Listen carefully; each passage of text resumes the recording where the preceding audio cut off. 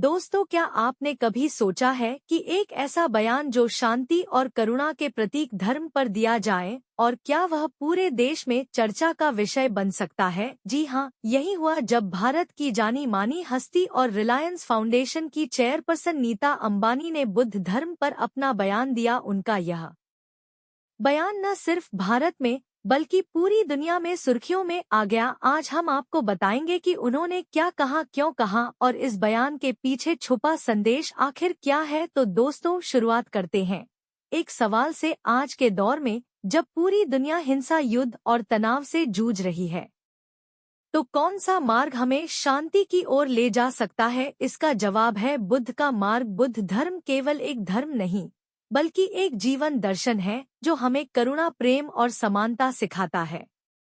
यही कारण है कि बुद्ध धर्म को पूरी दुनिया में पीसफुल रिलीजन यानी शांति का धर्म कहा जाता है। दोस्तों, बुद्ध धर्म हमें यह सिखाता है कि जीवन में दुख क्यों है और उससे बाहर निकलने का रास्ता क्या है। भगवान बुद्ध ने 4 आर्य सत्य और अष्टांगिक मार्ग के जरिए हमें यह समझाया कि अगर हम करुणा और मध्यम मार्ग को अपनाएं तो जीवन में हर कठिनाई से पार पाया जा सकता है। यही कारण है कि बुद्ध धर्म को अपनाने वाले न केवल भारत में बल्कि पूरी दुनिया में करोड़ों लोग हैं। लेकिन इस महान धर्म और इसकी धरोहर को दुनिया के सामने लाने का जो काम नीता अंबानी ने किया है वह वहाँ कई ऐतिहासिक है। तो जानेंगे पूरी खबर। तो दोस्तों, आप देख रहे हो बुद्धिस्ट वर्ल्ड यूट्यूब चैनल। तो दोस्तों, हमारी आपसे एक ही विनंती है, अगर आप चैनल पर नए हो तो चैनल को अभी के अभी सब्सक्राइब करो और वीडियो को भी लाइक कर दो और वीडियो अपने दोस्तों के साथ शेयर कर दो। और हाँ, अगर आप इस वीडियो को अंत तक नहीं देख सकते तो अभी वीडियो को छोड़ दें। तो चलिए वीडियो शुरू करते हैं। दोस्तों, न्यूयॉर्क के प्रसिद्ध metropolitan museum of art demat में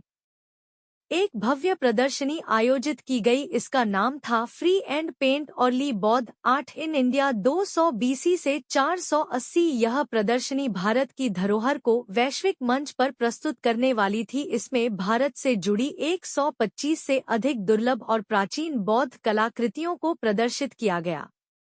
यह कलाकृतियां न सिर्फ कला का उदाहरण थी बल्कि बुद्ध धर्म और भारतीय सभ्यता की गहराई को दिखाती थी। इस प्रदर्शनी को संभव बनाने में बड़ा योगदान था रिलायंस फाउंडेशन का। और जब उद्घाटन का समय आया तो वहां खड़ी थी नीता अंबानी। वहीं नीता अंबानी ने उद्घाटन के अवसर पर कहा, मैं भारत से आती हूं जो बुद्ध की धरती है और मेरे लिए यह बहुत बड़ा सम्मान है। फाउंडेशन की साझेदारी से मैं 3N सरपंच प्रदर्शनी का समर्थन कर पाई। उन्होंने आगे कहा, बुद्ध की शिक्षाएं भारत की आत्मा और संस्कृति से गहराई से जुड़ी हुई है और आज भी पूरी दुनिया की सोच को दिशा दे रही है।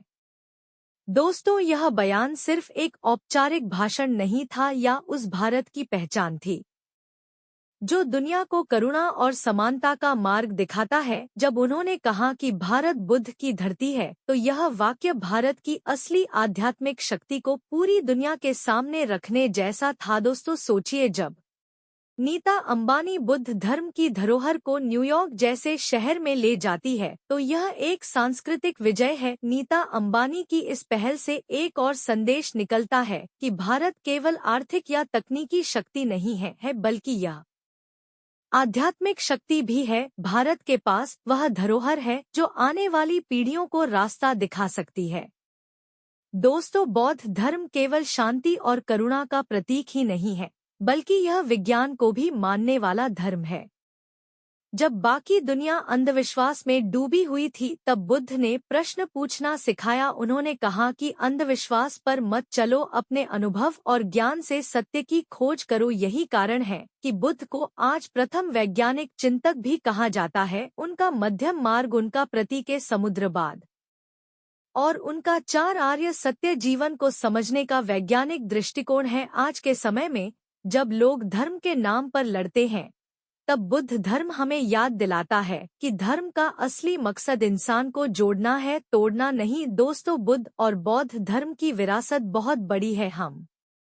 हमारे पास नालंदा विश्वविद्यालय जैसे प्राचीन ज्ञान केंद्र थे जहां दुनिया भर से विद्यार्थी आते थे। आज भी बुद्ध की मूर्तियां, स्तूप और गुफाएं हमारी धरती पर इतिहास की गवाही देती है, लेकिन सवाल यह है कि क्या हम इस धरोहर को संभाल पा रहे हैं। यही वह जिम्मेदारी है जो हर भारतीय की है। हमें इस धरोहर को सिर्फ संजोना ही नहीं, बल्कि आने वाली पीढ़ियों तक पहुंचाना भी है।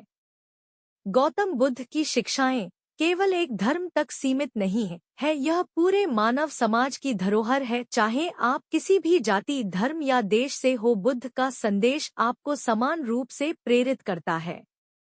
नीता अंबानी का यह कदम कि उन्होंने बुद्ध धर्म और भारतीय कला को न्यूयॉर्क जैसे शहर में प्रस्तुत किया, यह हर भारतीय के लिए गर्व की बात है। उन्होंने यह साबित कर दिया कि भारत की ताकत केवल उसकी अर्थव्यवस्था नहीं, बल्कि उसकी संस्कृति और अध्यात्म में भी है। दोस्तों, हमें याद रखना होगा कि बुद्ध धर्म केवल प्राचीन ग्रंथों या मूर्तियों तक सीमित नहीं है। यह हमारे जीवन का मार्गदर्शन है। यह हमें सिखाता है कि दुख से कैसे बाहर निकाला जाए, कैसे करुणा और प्रेम से दुनिया को बदला जाए और कैसे समानता से समाज को मजबूत बनाया जाए। आज के समय में जब पूरी दुनिया हिंसा और तनाव से जूझ रही है, तब बुद्ध धर्म की शिक्षाएं सबसे बड़ा समाधान है। यही वजह है कि नीता अंबानी का बयान और उनकी पहल केवल एक सांस्कृतिक आयोजन नहीं, बल्कि एक संदेश है भारत से पूरी दुनिया के लिए। दोस्तों, बुद्ध धर्म की प्रेरणा हर भारत आरसी को लेनी चाहिए। यह हमें सिखाता है कि असली ताकत करुणा, धैर्य और सत्य में है।